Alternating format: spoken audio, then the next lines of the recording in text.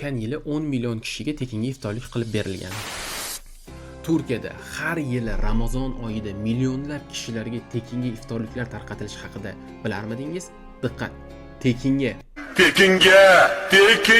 Iftorliklar asosan 3 turga bo'linadi. Bu shahar hokimiyati tomonidan, ya'ni Istanbul shahar hokimiyati tomonidan beriladigan iftorliklar, undan so'ng tuman hokimlari tomonidan beriladigan, tushunarliroq bo'lishi uchun Toshkent shahar hokimiyati, Yunusobod tuman hokimiyati, Chilonzor tuman hokimiyati, mana shulardan beriladigan iftorliklar. Uchinchisi esa xususiy kompaniyalar, ya'ni Ucell ga o'xshagan, Beeline ga o'xshagan, Uzum Teskorga o'xshagan kompaniyalar tomonidan beriladigan iftorliklar.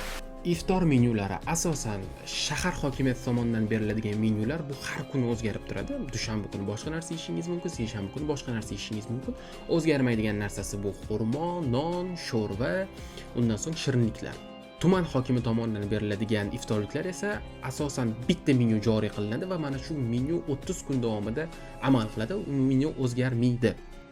Xususiy kompaniyalar tomonidan beriladigan iftorliklar asosan bu paket bo'ladi va o'sha paketning ichida sovuq sendvich, suv, xurmo, meva suvi, shirinliklar bo'ladi. Keling, hozir siz bilan tuman hokimligi tomonidan qilinayotgan iftorlikka boramiz, birga iftorligimizni qilamiz va ana o'sha yerdagi atmosferani ham sizga yoritib berishga harakat qilamiz.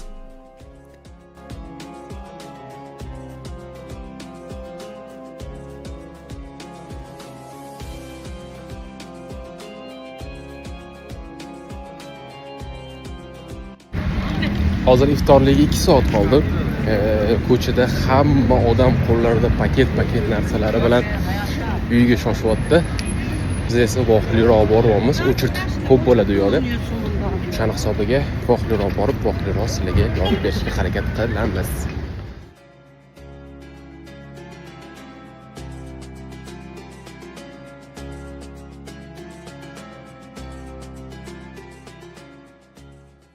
Hozir keldim. İftorli og'iz ochilishiga hali 1,5 soat bor, lekin normalniy очередь bor уже.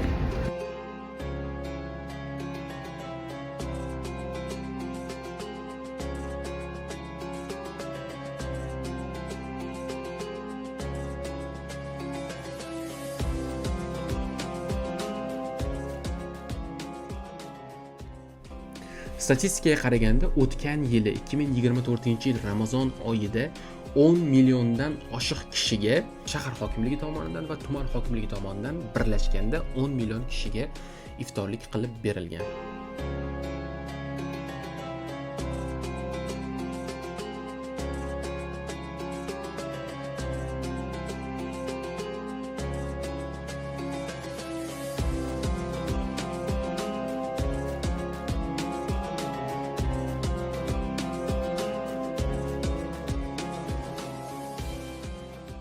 الذين لا يشهدون الزور وإذا مروا Allohu akbar, Alloh. Iloji boricha tezroq chiqdim, tez yeb, sizlarga bu ko'chadagi manzarani ko'rsatish uchun.